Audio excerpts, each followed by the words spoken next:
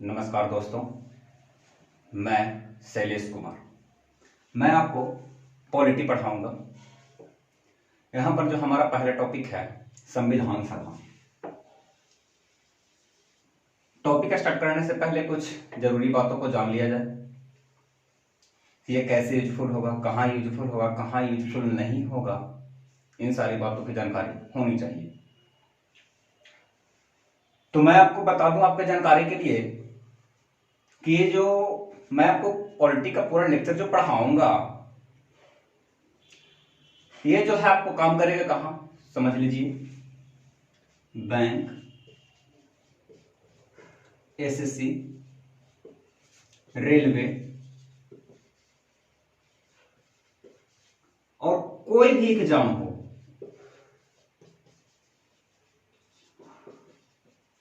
है ना, वहां पर आपका ये यूजफुल होगा।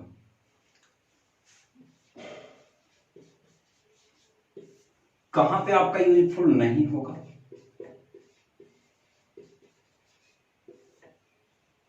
ये जो है आपका स्टेट पीसीएस।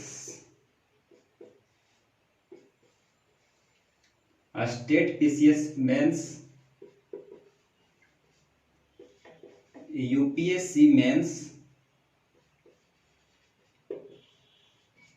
यहां आपका ये यूजफुल नहीं होगा।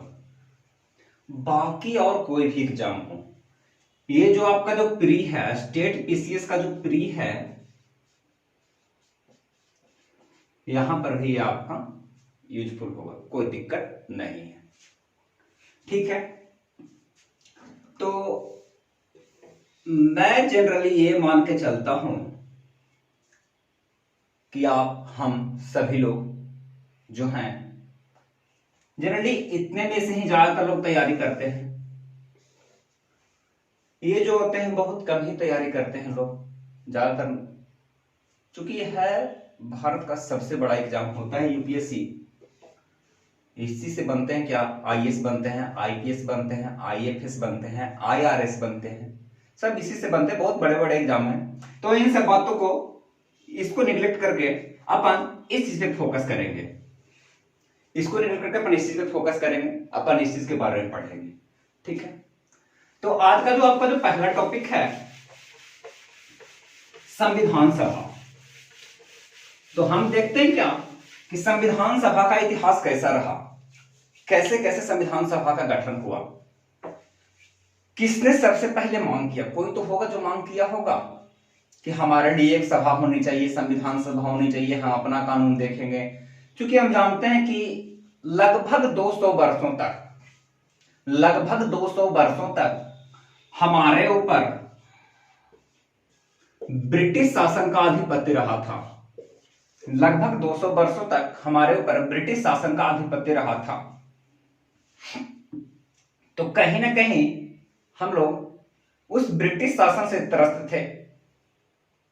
तो हमारे मन में एक विचार आया कि क्यों ना हम आजाद हो जाएं, हम अपनी कानून चलाएं, हमारा अपना देश का अपना एक कानून होना चाहिए, किसी दूसरे देश का मतलब कि हमारे ऊपर शासन नहीं होना चाहिए। तो उसके लिए सबसे पहले एक जरूरत है क्या, एक होना चाहिए था क्या, संविधान सभा। तो सर्वप्रथम महात्मा गांधी ने, किसने, सर्वप्रथम महात्मा गांधी ने 1922 ईस्वी में, कितने ईस्वी में, 1922 ईस्वी में यह मांग रखा कि भारत के लिए, भारत में भारतीयों के लिए एक अलग संविधान सभा होनी चाहिए। क्या, एक अलग संविधान का निर्माण करना चाहिए। तो संविधान का निर्माण करने के लिए जाहिर सी बात है कोई अकेला तो संविधान का निर्माण कर नहीं सकता है। तो उसके लिए क्या होनी चाहिए, संविधान सभा होनी चाहिए। तो पहला पॉइंट आपका यही हो गया कि सर्वप्रथम महात्मा गांधी ने 1922 ईस्वी में भारत में भारतीयों के लिए एक संविधान की बात कही थी। ठीक है, उसके बाद आता है क्या, इन्हें तो मांग कर दिया। तो क्या मांग कर दिया इसका मतलब ये थोड़ी ना है कि अंग्रेज आए बोले कि हाँ भैया आप ले लो अपना संविधान, हाँ आपको आजाद कर दिए, ऐसा तो है नहीं। तो फिर क्या हुआ, अगस्त 1940 ईस्वी में, कब, अगस्त 1940 ईस्वी में, अगस्त 1940 ईस्वी में, इसी को क्या जानते हैं हम, अगस्त प्रस्ताव के नाम से जानते हैं। इसी को क्या जानते हैं हम, अगस्त प्रस्ताव के नाम से जानते हैं, है ना। तो अगस्त 1940 ईस्वी में अंग्रेजों ने, अगस्त 1940 ईस्वी में अंग्रेजों ने पहली बार यह स्वीकार किया कि भारतीयों के लिए एक अलग संविधान सभा होनी चाहिए। क्या, सर्वप्रथम अगस्त 1940 ईस्वी में अंग्रेजों ने यह स्वीकार किया कि भारतीयों के लिए एक अलग संविधान सभा होनी चाहिए। लेकिन हुआ क्या, हम लोगों ने उसको भी ठुकरा दिया, है ना। क्या किया, हम लोगों ने इसको भी ठुकरा दिया, मतलब नकार दिया। अंग्रेजों ने बोल दिया कि 1940 ईस्वी में, जो अगस्त 1940 ईस्वी जो समय था, अंग्रेजों ने यह बोल दिया कि भारतीयों के लिए एक अलग संविधान सभा होनी चाहिए, हमको कोई दिक्कत नहीं है, होगी। लेकिन हम लोगों ने क्या किया कि इसको ठुकरा दिया। क्यों ठुकरा दिया, इसलिए ठुकरा दिया क्योंकि अंग्रेजों ने क्या बोला कि ये जो संविधान सभा होगी उसमें मुख्यतः भारतीय होंगे, मुख्यतः भारतीय होंगे। बस यहीं पर इसी वर्ड में फंस गया मामला, इसी वर्ड में फंसा। हम लोगों ने बोला भैया हमको मंजूर नहीं है, हमें नहीं मंजूर है कि मुख्यतः भारतीय हो। मुख्यतः भारतीय होने का मतलब क्या है, मुख्यतः भारतीय होने का मतलब यह है कि इसमें अंग्रेज भी होंगे। मुख्यतः भारतीय होने का मतलब क्या है कि इसमें अंग्रेज भी होंगे, जो कि हमको उसी से पीछे छुड़ाना था, हमको अंग्रेज से तो पीछे छुड़ाना था, हमको तो चाहिए नहीं था अंग्रेज। तो हम लोगों ने इसको भी क्या किया, नकार दिया। तो दूसरा पॉइंट क्या हो गया इसमें कि सर्वप्रथम अंग्रेजों ने अगस्त 1940 ईस्वी में यह स्वीकार किया कि भारतीयों के लिए एक अलग संविधान सभा होगी। लेकिन हम लोगों ने क्या किया, इसको नकार दिया। क्यों नकार दिया, यहां पर आपको बताया है, मुख्यतः भारतीय होंगे। बस वर्ड यहीं पर फंस गया, मामला यहीं पर फंस गया। तो हम लोगों ने अगस्त प्रस्ताव को भी ठुकरा दिया। तो आपको जो है एक क्वेश्चन ये निकलता है इससे कि अगस्त प्रस्ताव कब आया था, कब हुआ था, तो 1940 ईस्वी में। अगस्त प्रस्ताव कब हुआ, 1940 ईस्वी में। अब बात करते हैं क्या, यहां पर तो ठुकरा दिया, तो अब बात करते हैं 1942 ईस्वी का, है ना। अब बात करते हैं क्या, 1942 ईस्वी का। तो क्रिप्स प्रस्ताव, है ना, इसको किस नाम से जानते हैं हम, क्रिप्स प्रस्ताव के नाम से जानते हैं। तो क्रिप्स प्रस्ताव कब हुआ, कब आया, 1942 ईस्वी में। क्रिप्स प्रस्ताव कब आया, 1942 ईस्वी में। तो ठीक है, इसमें क्या बोला ये समझिए। क्रिप्स प्रस्ताव में स्पष्ट रूप से अंग्रेजों ने यह स्वीकार किया कि भारतीयों के लिए एक अलग संविधान सभा होगी। क्या, क्रिप्स प्रस्ताव में अंग्रेजों ने स्वीकार किया कि भारतीयों के लिए एक अलग संविधान सभा होगी। लेकिन समस्या यहां भी थी, क्या हुई, हम लोगों ने इसको भी ठुकरा दिया। क्यों, क्योंकि ये जो बोला गया कि युद्ध के समाप्ति के बाद, क्या, कि युद्ध के समाप्ति के बाद संविधान सभा का गठन किया जाएगा, है ना। क्या बोला क्रिप्स प्रस्ताव में कि युद्ध के समाप्ति के बाद संविधान सभा का गठन किया जाएगा। हम लोगों ने बोला हमको मंजूर नहीं है, हमें नहीं चाहिए। हम लोगों ने क्या बोला, हम लोगों ने क्या मांग रखा कि युद्ध की समाप्ति के बाद क्यों, युद्ध के समाप्ति के पहले क्यों नहीं। हम लोगों ने बोला भैया हमको नहीं चाहिए, अपना क्रिप्स प्रस्ताव अपना आप ले जाओ, ठीक है। तो जो ये जो क्रिप्स प्रस्ताव था, इसको महात्मा गांधी ने क्या बोला था, post dated cheque, post dated cheque बोला था इसको। क्या बोला था? Post dated cheque.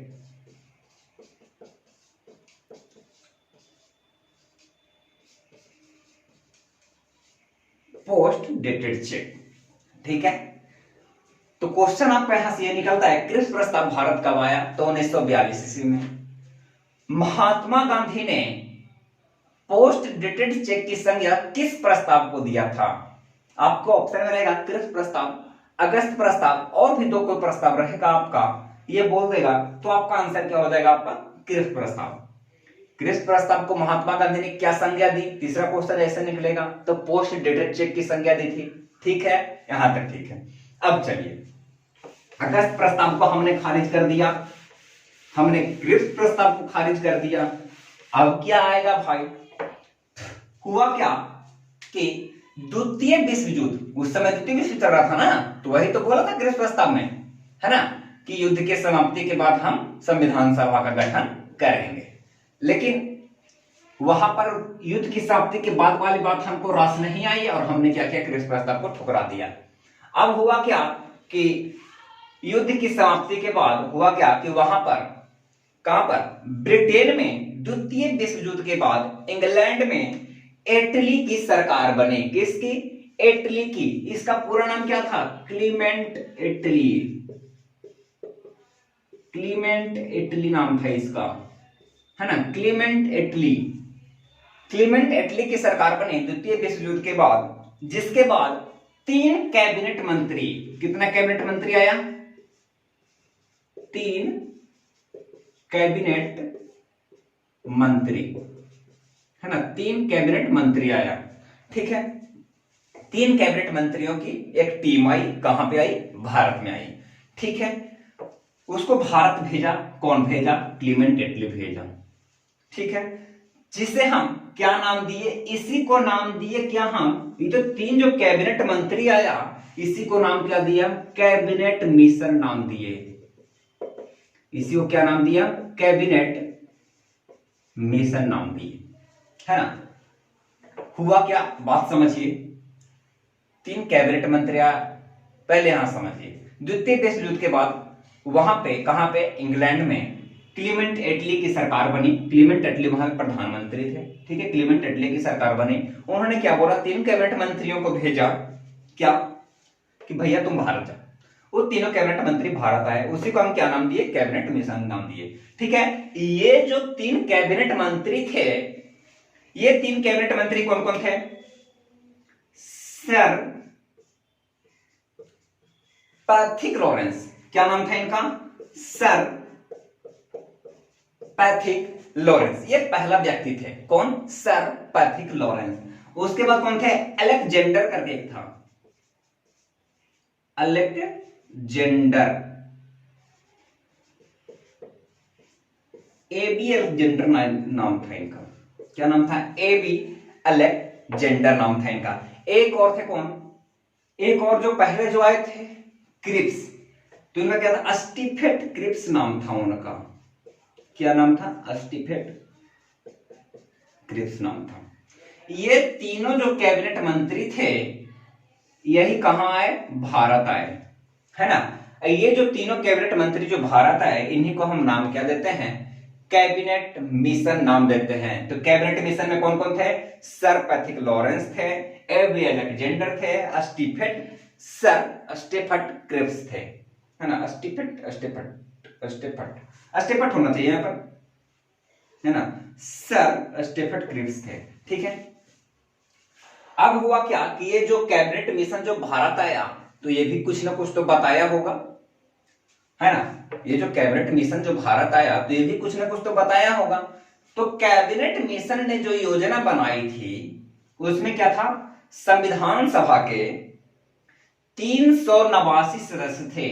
कितने थे टोटल? संविधान सभा के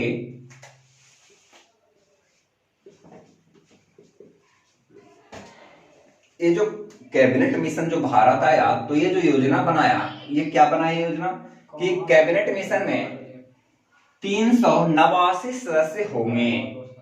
क्या? 389 सदस्य होने चाहिए थे, जिसमें क्या था?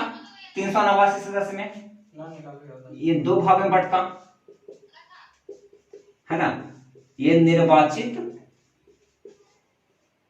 और एक क्या मनोनीत है ना। एक निर्वाचित सदस्य होते और दूसरा क्या होते मनोनीत सदस्य होते है ना। एक निर्वाचित सदस्य होते और दूसरा क्या होते मनोनीत सदस्य होते। ठीक है, तो ये जो 389 जो सदस्य थे इनमें 292 प्लस 4 इधर ही लिख देते हैं, चलिए यहां पर लिखते हैं। ये क्या था 292 प्लस 4 मतलब कितना टोटल 296 सदस्य जो होंगे ये क्या होंगे निर्वाचित होंगे। 296 सदस्य जो होंगे क्या होंगे निर्वाचित होंगे। बाकी कितने बच गया 93 सदस्य जो होंगे ये क्या होंगे मनोनीत होंगे। ठीक है, ये क्या होंगे मनोनीत होंगे, ये निर्वाचित होंगे और ये मनोनीत होंगे। अब देखिए ये मनोनीत कहां से होंगे, पहले ये बात समझिए। जिस समय जो हमारे भारत पे जो अंग्रेजी शासन का जो हुकूमत था उस समय हमारा भारत दो भागों में विभाजित था। क्या था हमारा भारत दो भागों में विभाजित था। पहला क्या था आपका अंग्रेज भारत है ना, और दूसरा क्या था हमारा देसी भारत, देसी भारत। ठीक है, ये जो अंग्रेज भारत था, अंग्रेज भारत किसको हम बोल रहे हैं भारत का वैसा क्षेत्र जिस पर अंग्रेजी शासन हुकूमत करते थे। भारत का वैसा क्षेत्र जिस पर अंग्रेजी शासन हुकूमत करते थे अंग्रेज भारत कहलाए। दूसरा क्या था देसी भारत। देसी भारत में क्या था जिस पर जो देसी जो राजा महाराजा जो लोग थे वो जो शासन कर रहे थे देसी भारत कहलाया। तो अंग्रेज भारत से टोटल ये 296 सदस्य गठित किए जाने थे, 296 सदस्य चुन के आने थे। और जो ये था मनोनीत सदस्य ये 93 सदस्य था, कहां से आना था देसी भारत से। और ये जो 292 प्लस 4 था ये कहां से आना था आपका अंग्रेज भारत से। तो अब बोलिएगा कि 292 प्लस 4 का है लिखे हैं, ये 4 अब अलगे से आएगा, तो ये 4 अलगे से आएगा। ये 4 कहां से आएगा ये 4 आएगा जो आपका जो कमिश्नरी था 4 को, ये 4 वहां से आएगा। क्या ये जो 4 था ये 4 जो कमिश्नरी था चीफ कमिश्नरी ये आपका वहां से आएगा। कौन कौन कमिश्नरी था आपका ये देख लीजिए। पहला दिल्ली, दूसरा कौन था आपका अजमेर मेवाड़। ठीक है, एक था क्या आपका कुर्ग था, एक क्या था आपका बलूचिस्तान था। लिख लीजिए यहां पर एक कुर्ग था और एक क्या था आपका बलूचिस्तान था।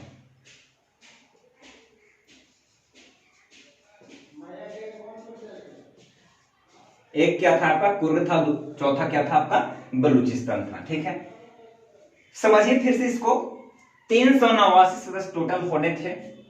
ठीक है, जिसमें कैसे कैसे आते सदस्य चुनकर, एक निर्वाचित आते दूसरा क्या आते मनोनीत आते। ठीक है, निर्वाचित में कैसे कैसे आते 292 प्लस 4 ये अंग्रेज भारत से आते, मतलब 296 सदस्य टोटल कहां से आते आपका अंग्रेज भारत से आते और बाकी के 93 सदस्य कहां से आते आपका देसी भारत से आते। ठीक है, ये मनोनीत होकर आएंगे, ये क्या आएंगे मनोनीत होकर आएंगे। ये कहां से आएंगे ये चुनकर आएंगे निर्वाचित होकर आएंगे। ये जो 4 है ये कहां से आएगा जो आपको चीफ कमिश्नरी जो था आपका कमिश्नरी प्रांत, यहां पर लिख दें कमिश्नरी प्रांत। ठीक है, लिख देते हैं कमिश्नरी से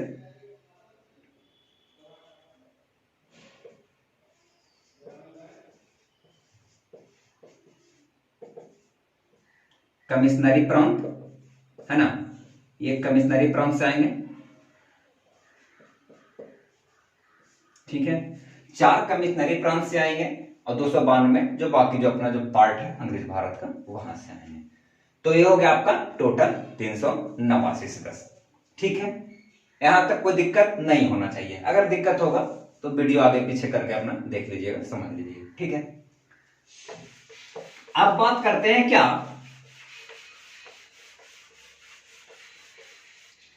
अब बात करते हैं क्या कि 9 दिसंबर 1946 ईस्वी को, क्या 9 दिसंबर 1946 ईस्वी को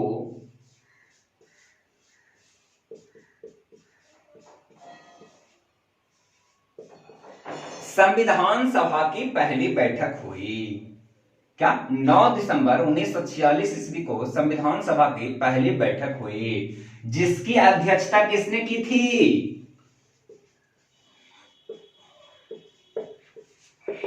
सच्चिदानंद सिन्हा। सच्चिदानंद सिन्हा ने, जिसकी अध्यक्षता किसने की थी? सच्चिदानंद सिन्हा ने। क्यों की थी, ये भी एक तो प्रश्न है। अरे भैया उतना आदमी है तो ये सच्चिदानंद सिन्हा काहे करेंगे, हम काहे नहीं करेंगे, बात ये भी तो आता है। तो ये इसलिए किए थे क्योंकि सभा के सबसे क्या थे, बुजुर्ग सदस्य थे। क्या थे, सभा के सबसे बुजुर्ग सदस्य। ये क्या है, 9 दिसंबर 1946 को संविधान सभा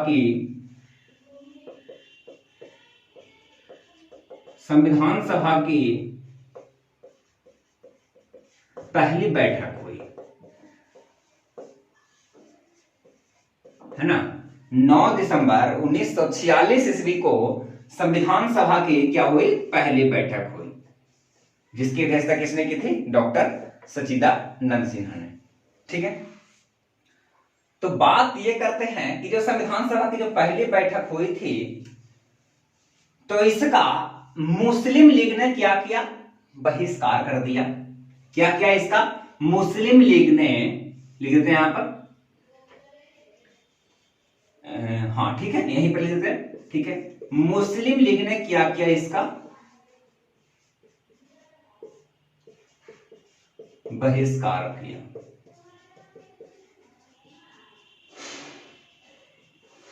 मुस्लिम लीग ने बहिष्कार किया था। ठीक है, 9 दिसंबर 1946 ईस्वी को जो संविधान सभा की हमारी जो पहली बैठक हुई, जिसकी अध्यक्षता डॉक्टर सच्चिदानंद सिन्हा ने की थी, उसको मुस्लिम लीग ने क्या किया, बहिष्कार कर दिया। अब बात करते हैं क्या, 9 और 2 11 होता है। ठीक है, तो 11 दिसंबर 1946 को, ठीक है 11 दिसंबर 1946 ईस्वी को फिर संविधान सभा क्या हुई,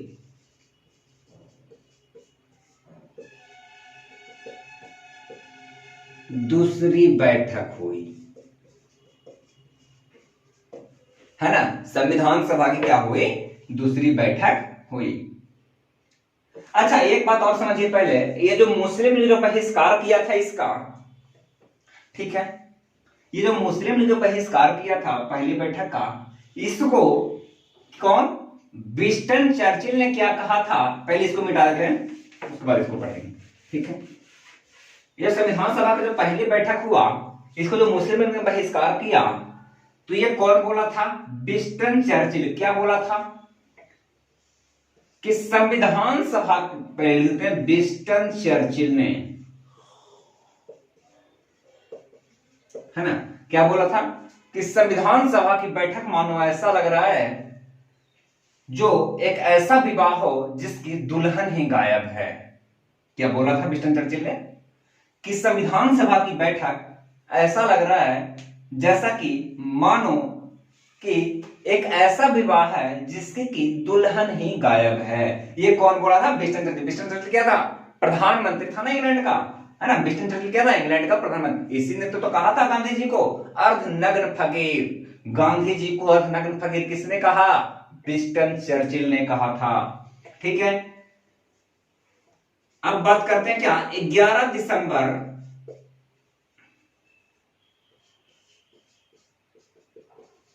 1946 ईस्वी को, ये क्या हुआ, 11 दिसंबर 1946 ईस्वी को, 11 दिसंबर 1946 ईस्वी को संविधान सभा की दूसरी बैठक हुई।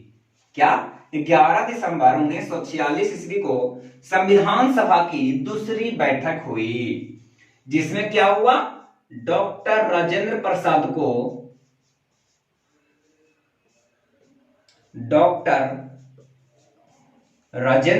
को अध्यक्ष चुन लिया गया, है ना। 11 दिसंबर 1946 ईस्वी को संविधान सभा की दूसरी बैठक हुई, उसमें डॉक्टर राजेंद्र प्रसाद को क्या कर लिया गया?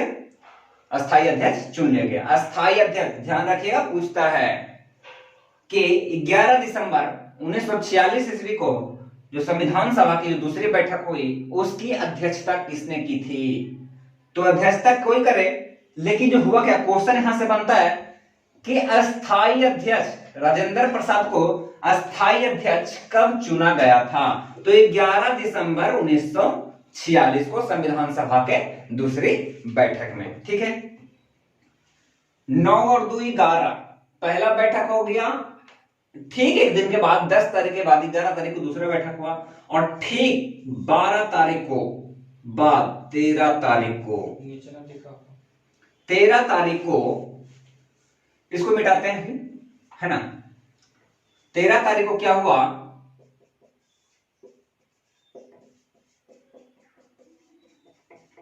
तीसरी बैठक हुई, संविधान सभा की तीसरी बैठक हुई, जिसमें पंडित जवाहरलाल नेहरू ने, क्या? पंडित जवाहरलाल नेहरू ने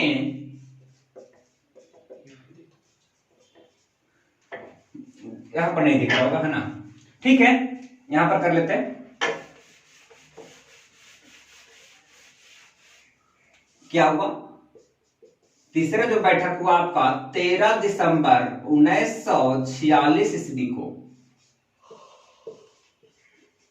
है ना, जिसमें क्या पंडित नेहरू ने उद्देश्य प्रस्ताव पेश किया था। कौन सा प्रस्ताव पेश किया?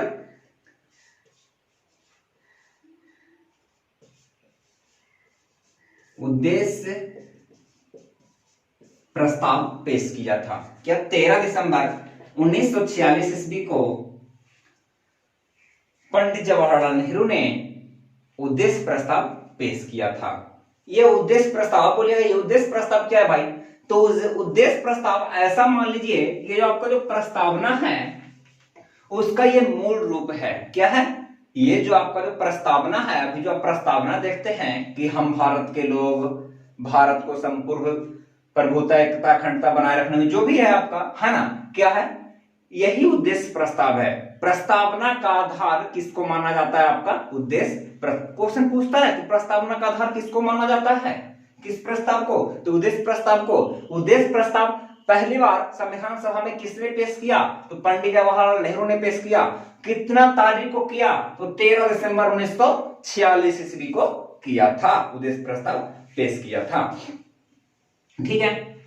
तो ये 13 दिसंबर 1946 ईस्वी को जो पंडित जवाहरलाल नेहरू ने जो उद्देश्य प्रस्ताव पेश किया, जो कि एक प्रस्तावना का आधार है, इस दिन क्या हुआ? ये स्वीकार नहीं हुआ। क्या हुआ? ये स्वीकार नहीं हुआ। उद्देश्य प्रस्ताव क्या हुआ? स्वीकार नहीं हुआ था, ठीक है। उद्देश्य प्रस्ताव स्वीकार नहीं हुआ था। उद्देश्य प्रस्ताव क्या हुआ? स्वीकार नहीं हुआ। हुआ क्या फिर? इस दिन तो स्वीकार नहीं हुआ 13 दिसंबर 1946 को। तो स्वीकार हुआ कब? तो ये आपका जो स्वीकार हुआ, ये स्वीकार हुआ आपका 22 जनवरी 1947 ईस्वी को उद्देश्य प्रस्ताव स्वीकार हुआ। क्या हुआ? 22 जनवरी 1947 ईस्वी को आपका जो उद्देश्य प्रस्ताव है, जिसको कि हम बोलते हैं कि प्रस्तावना का आधार है, ये क्या हुआ? स्वीकार कर लिया गया, ठीक है। ध्यान दीजिए यहां पर 9 दिसंबर 1946 ईस्वी की जो संविधान सभा की जो पहली बैठक हुई, इसकी खास बात क्या थी भाई? इसकी खास बात यह थी कि इसमें सच्चिदानंद सिन्हा ने अध्यक्षता की थी, ठीक है। दूसरा खास बात इसका क्या था? ये खास बात है इसका कि इसका मुस्लिम लीग ने विरोध कर दिया था, विरोध कर दिया। तो विंस्टन चर्चिल ने क्या कहा था कि संविधान सभा की बैठक ऐसा लग रहा है मानो कि एक ऐसा विवाह है जिसकी दुल्हन ही गायब है। ये बोला तो कौन? विंस्टन चर्चिल ने। तो ये जो 9 दिसंबर 1946 को जो मुस्लिम लीग ने जो बहिष्कार किया, इसमें टोटल मुस्लिम लीग में कितना सदस्य थे? टोटल 73 सदस्य थे।